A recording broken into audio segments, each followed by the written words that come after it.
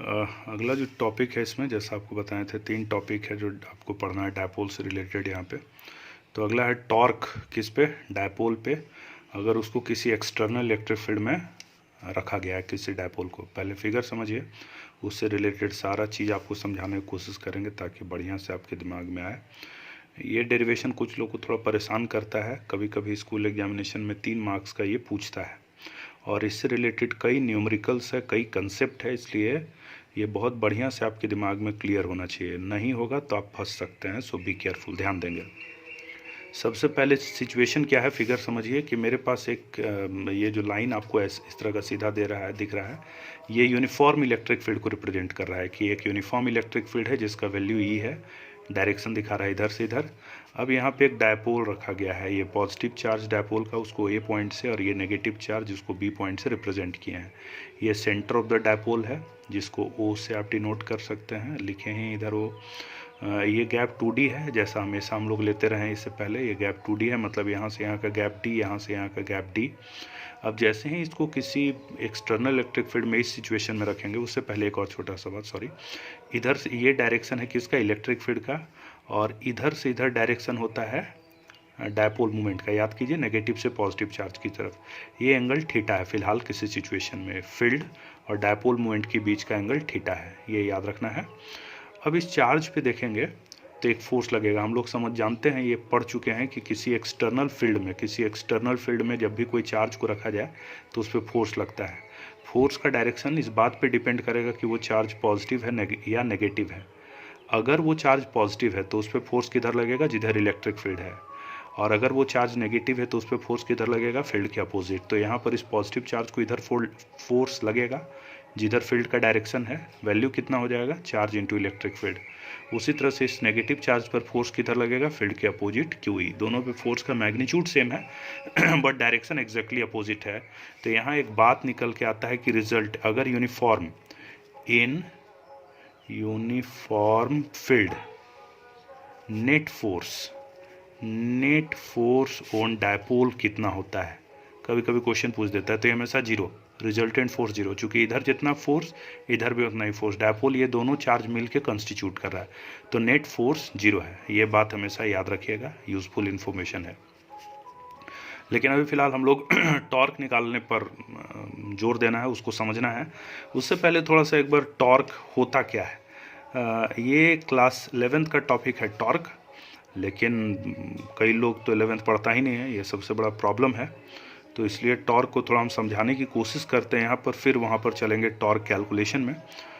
Torque एक ऐसा physical quantity है जो किसी ऑब्जेक्ट को घुमाने के लिए किसी एक्सिस के अबाउट रिस्पॉन्सिबल है।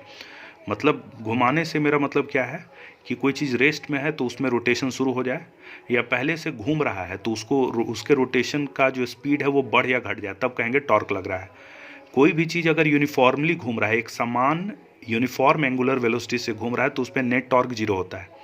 टॉर्क, जैसे फोर्स का कंसेप्ट क्या है, फोर्स किसी ऑब्जेक्ट में लगता है तो उसमें एक्सेलरेशन पैदा होता है, और एक्सेलरेशन पैदा होने से क्या होता है कि उसका स्पीड, या यूँ कहें कि उसका वेलोसिटी क्या होता है, बढ़ता है या घटता है।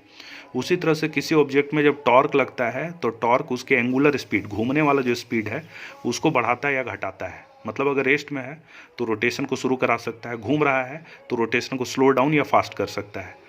ये टॉर्क का बेसिक कंसेप्ट है। टॉर्क कैलकुलेट कैसे करते हैं, तो ये मान लो एक रिजिड बॉडी है, जो यहाँ पे डायग्राम दिख रहा है, ये एक रिजिड बॉडी है, ये एक्सिस ऑफ रोटेशन है जहाँ के अबाउट ये रिजिड बॉडी घूम सकता है। अब इस पॉइंट पर एक फोर्स अप्लाई किए, F, जो एक्सिस ऑफ रोटेशन है वहाँ से इस पॉइंट का डिस्टेंस है R। तो इस पर कितना टॉर्क लगेगा ये हम लोग निकालना चाहते हैं। तो टॉर्क के लिए दिमाग में रखिएगा, जहाँ तक टॉर्क का एक्चुअल डेफिनेशन का बात है तो होता है R क्रॉस F, लेकिन इससे आपको बहुत फ़ायदा नहीं होगा, आप वेक्टर में बस उलझ के रह जाइएगा। तो आपको यहाँ पे दिमाग लगाना है कि इसको आप स्केलर फॉर्म में लीजिए, इसका मैग्नीट्यूड लीजिए, तो हो जाएगा RF साइन थीटा। और RF साइन थीटा, यहाँ पे थीटा आप इसको ले सकते हैं या फिर आप इसको थीटा लीजिए, कोई फ़र्क नहीं पड़ता। मतलब ये लाइन आगे बढ़ाएं तो आप इसको थीटा लीजिए या इसको थीटा लीजिए, फ़र्क नहीं पड़ेगा, क्योंकि साइन थीटा और साइन 180 माइनस थीटा दोनों का वैल्यू सेम होता है। साइन थीटा लें चाहे साइन 180 माइनस थीटा, ये भी साइन थीटा, दोनों बराबर होता है। तो RF साइन थीटा, तो इसको ऐसे लिखते हैं force into R sine theta.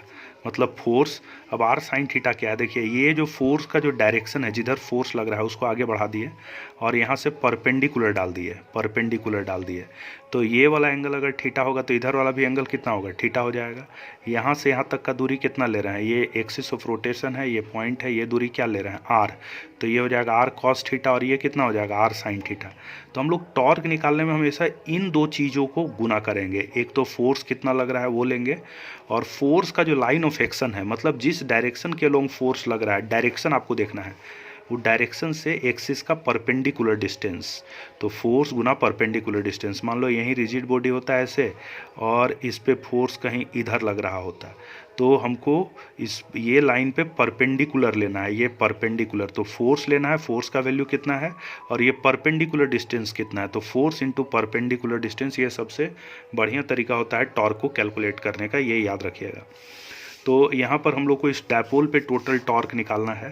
अब पहले देखेंगे इस चार्ज पर, इस पॉइंट के अबाउट कितना टॉर्क है। तो इस चार्ज पर फोर्स लग रहा है कितना, QE, फोर्स लग रहा है QE, किधर लग रहा है, अलोंग फील्ड, जिधर फील्ड है। अब टॉर्क कितना लगेगा, तो टॉर्क निकालने के लिए तरीका क्या है, फोर्स गुना परपेंडिकुलर डिस्टेंस। फोर्स कितना है मेरा, QE, फोर्स हम देख चुके हैं। अब देखिए यहाँ से यहाँ तक का दूरी कितना है, D है, ये दूरी है D, यहाँ से यहाँ, ये एंगल कितना है, थीटा।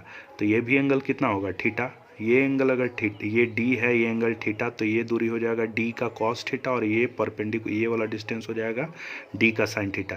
तो ये फोर्स का लाइन ऑफ एक्शन है, जिधर फोर्स लग रहा है उसका लाइन ऑफ एक्शन। जैसे यहाँ पर दिखाए थे आपको, ये फोर्स का लाइन ऑफ एक्शन था जिधर फोर्स लग रहा है, उसी तरह से यहाँ फोर्स इस डायरेक्शन में लग रहा है, तो ये फोर्स का लाइन ऑफ एक्शन। तो ये परपेंडिकुलर डिस्टेंस हो गया, यहाँ से यहाँ तक का जो ये डिस्टेंस हो गया, ये परपेंडिकुलर डिस्टेंस हुआ। तो आपको फोर्स और ये परपेंडिकुलर डिस्टेंस का प्रोडक्ट करना है। तो ये D है, ये D कॉस थीटा, ये D साइन थीटा। तो फोर्स के जगह हो गया QE और परपेंडिकुलर डिस्टेंस के जगह हो गया D साइन थीटा। तो ये QE into D sine theta, ये फोर्स हो गया, टॉर्क हो गया, सॉरी, ए पर लगने वाला टॉर्क। अब इसका डायरेक्शन किधर होगा, तो देखिए जैसे इसी केस में कहेंगे डायरेक्शन निकालना है तो आपको जाना है, देखिए ध्यान से देखिए मेरा हाथ कैसे कैसे चल रहा है, ये R, ये F, जिधर F जा रहा है उसके अकॉर्डिंग घुमा दिए। तो घुमाने की कोशिश करेगा ऐसे, ये डायरेक्शन में। इसमें भी देखेंगे R घुमाने का कोशिश इधर कर रहा है, तो ये डायरेक्शन को क्या कहेंगे, क्लॉकवाइज। क्लॉकवाइज जैसे यहीं ऑब्जेक्ट होता है, मान लीजिए इसमें कोई फोर्स इधर लगता है, तो R ये घुमाने का ऐसे कोशिश कर रहा है, तो कहते हैं तो ये एंटी क्लॉकवाइज लग रहा है। तो डायरेक्शन निकालने के लिए देखिए यहाँ पर भी चलेंगे, यहाँ पर कैसे करेंगे, R क्रॉस F, ये किधर घुमाने की कोशिश करेगा, ऐसे ऐसे घुमाने की कोशिश करेगा, तो ये क्लॉकवाइज हो गया, तो इसलिए यहाँ क्लॉकवाइज लिखे हैं।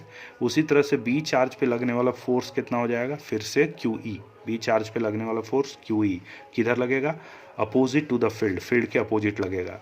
अब torque on charge B charge पे लगने वाला टॉर्क कितना होगा, तो फिर से फोर्स गुना परपेंडिकुलर डिस्टेंस। तो यहाँ फिर से ये दूरी कितना है, D है, ये एंगल थीटा, तो ये भी एंगल कितना हो जाएगा, थीटा हो जाएगा। ये डिस्टेंस कितना है, D, तो ये D है, तो ये जिधर थीटा ये कॉस थीटा और ये वाला कितना हो जाएगा, D का साइन थीटा। तो ये फोर्स का लाइन ऑफ एक्शन, जिधर फोर्स लग रहा है, ये एक्सिस से परपेंडिकुलर डिस्टेंस। हम लोग को टॉर्क निकालने के लिए हमेशा याद रखना है, आपको फोर्स लेना है और फोर्स का जो लाइन है उसका एक्सिस से परपेंडिकुलर डिस्टेंस लेके मल्टीप्लाई कर देना है। तो फोर्स के जगह फिर से यहाँ कितना हो गया, QE, और परपेंडिकुलर डिस्टेंस फिर से कितना हो गया, D साइन थीटा। तो यहाँ पे फिर से कितना हो गया, D साइन थीटा। अब इसका डायरेक्शन देखिए, फोर्स इधर, सॉरी R, ये फोर्स R क्रॉस F, ये ऐसे घुमा रहा है, तो ये भी कौन सा डायरेक्शन हो गया, ये भी हो गया क्लॉकवाइज। दोनों का डायरेक्शन क्लॉकवाइज ही है, both are in clockwise direction. दोनों का दोनों टॉर्क का डायरेक्शन क्लॉकवाइज है, तो जो रिजल्टेंट टॉर्क है वो जुड़ जाएगा। अगर एक क्लॉकवाइज एक एंटी क्लॉकवाइज होता तो दोनों को सब्सट्रैक्ट करते, घटाते, सब्ट्रैक्ट करते, लेकिन यहाँ पर हम लोग को क्या करना पड़ेगा, दोनों को ऐड करना पड़ेगा, बिकॉज दोनों का डायरेक्शन सेम है। तो टाउ ए प्लस टाउ बी, तो resultant torque QED sine theta, ये भी QED साइन थीटा, तो 2 QED sine theta. Q into 2D को एक साथ ले लिया और साथ ही साथ E साइन थीटा को एक साथ ले लिए, तो टॉर्क इज इक्वल टू कितना हो गया, PE साइन थीटा। और PE साइन थीटा को हम लोग वेक्टर फॉर्म में लिखेंगे, तो torque is equal to P cross E। तो इसलिए टॉर्क का जो वैल्यू होता है किसी डायपोल में, रिजल्टेंट टॉर्क कितना होता है, तो P क्रॉस E, ये याद रखिएगा। तो यहाँ पे इसके अलावा भी कुछ बात है जो हम लोग समझ सकते हैं और इम्पोर्टेंट होता है क्वेश्चन बनाने के लिए। तो बस डेरिवेशन हुआ, अब इसको और बेहतर समझने की कोशिश करेंगे हम लोग बहुत ध्यान से। देखिए यहाँ बहुत ध्यान से देखिएगा और समझिएगा इस चीज़ को। मतलब ऐसा डायपोल था, इस पे इधर फोर्स, इस पे इधर फोर्स, और ये घूमना शुरू करेगा। तो ये कुछ स्पेशल केसेस पहले देखिए आगे समझने के पहले। जैसे हम लोग का टॉर्क का रिजल्टेंट वैल्यू कितना आ गया, इसका मैग्नीट्यूड कितना आया, तो ये हुआ PE sin थीटा, ये हुआ। अगर थीटा का वैल्यू 0 डिग्री होता है, 0 डिग्री मतलब इसको ऐसे सीधा रख देते, ऐसे प्लस ये माइनस ऐसा रख देते, तो थीटा का वैल्यू कितना होता है 0 डिग्री। तो 0 डिग्री होने पे टॉर्क क्या हो जाएगा 0, टॉर्क बराबर 0। तो यहाँ पर याद रखना है कि जो डायपोल है उसको किसी भी तरह से अगर आप रख रहे हैं यूनिफॉर्म फील्ड में, वर्ड पे ध्यान दिएगा, यूनिफॉर्म फील्ड में अगर डायपोल को रख रहे हैं तो फोर्स तो हमेशा 0 होगा, लेकिन अगर 0 डिग्री पे रख रहे हैं तो टॉर्क भी 0 होगा। ठीक है, तो अगर 0 डिग्री पे रखा हुआ, 0 डिग्री मतलब समझ रहे हैं, जिधर फील्ड है और एक्सिस दोनों सेम डायरेक्शन में है, तो 0 डिग्री के सिचुएशन में फोर्स और टॉर्क दोनों का दोनों क्या हो जाएगा, मेरा 0 आ जाएगा। मैक्सिमम टॉर्क कब होगा, तो 90 डिग्री। मान लीजिए यहाँ पर हम लोग ऐसे रख देते, इधर से इधर इलेक्ट्रिक फील्ड होता और यहाँ पर इधर पॉजिटिव इधर नेगेटिव चार्ज रख दिए, तो दोनों के बीच का एंगल कितना आता, 90 डिग्री। तो ऐसी स्थिति में टॉर्क क्या हो जाता, PE हो जाता, sin 90 का वैल्यू 1, तो ये मैक्सिमम टॉर्क हो जाता, मैक्सिमम टॉर्क। अब यहाँ पे अगर अपोजिट रख देते, मतलब देखिए फील्ड इधर से इधर है और हम लोग इधर रख देते पॉजिटिव चार्ज, इधर रख देते नेगेटिव चार्ज, तो फील्ड का डायरेक्शन इधर से इधर हुआ और डायपोल का जो एक्सिस का डायरेक्शन इधर से इधर, डायपोल मोमेंट का डायरेक्शन इधर से इधर, तो ये 180 हो जाता। तो साइन 180 का वैल्यू भी क्या होता है, 0 होता। तो यहाँ पर भी टॉर्क क्या आता है, 0। तो दो सिचुएशन में टॉर्क और फोर्स दोनों 0 है। कब, जब डायपोल को इलेक्ट्रिक फील्ड के अलोंग या इलेक्ट्रिक फील्ड के जस्ट अपोजिट रखा गया है। टॉर्क मैक्सिमम कब है, जब डायपोल को इलेक्ट्रिक फील्ड के परपेंडिकुलर रखा गया है, तो टॉर्क क्या है आपका, मैक्सिमम। तो कभी मैक्सिमम